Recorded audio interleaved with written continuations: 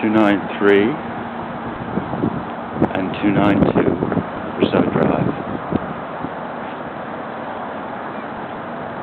And we're right on time because I just felt a drop of rain. Doing a quick survey of the roof to see what kind of shape it's in. So the board and management and the shareholders can decide whether we really need a new roof or any extensive work on the roof at all, or whether the roof just needs repatching. So now that I've done a pan of the entire roof, let's walk the roof.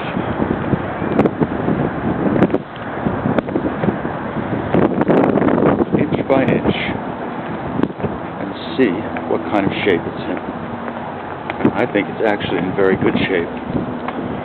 What you notice is not only good adhesion along the edges, the parapet walls, but not that many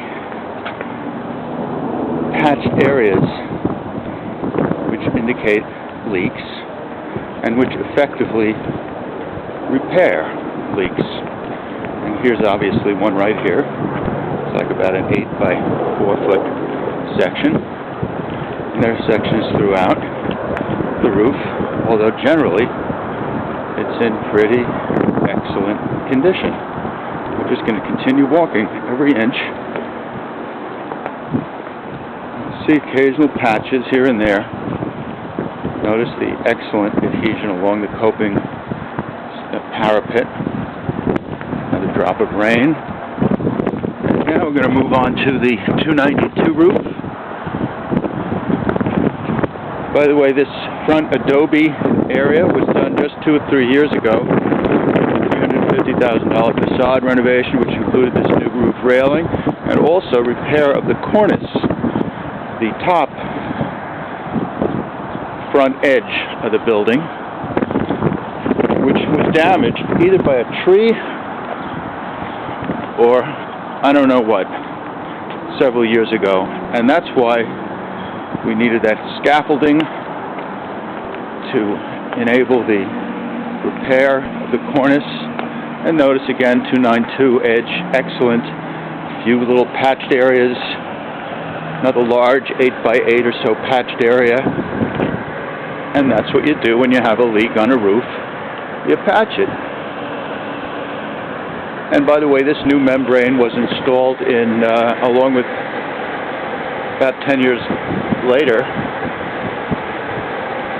these new mushroom fans were installed much more recently. The new membrane was about 20 years old, 1995. I have the receipts. I was on the board. I have the detailed work order.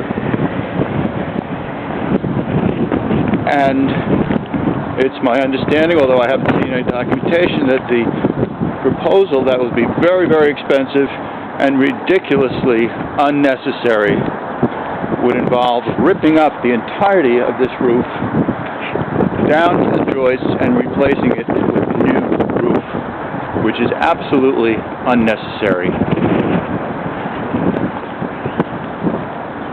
At the most, all you'd want to do is add another membrane, because this membrane is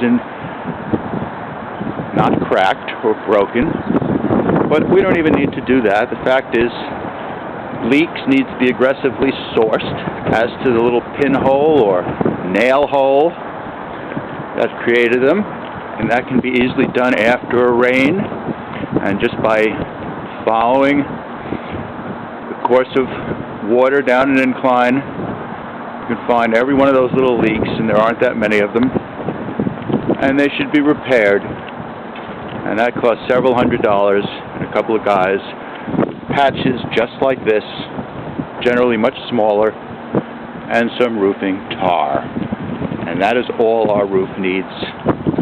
Notice the excellent chimney H cap that we have, which encourages an updraft, a strengthening of the draft, because of the inversion effect of a 5-story building being between two larger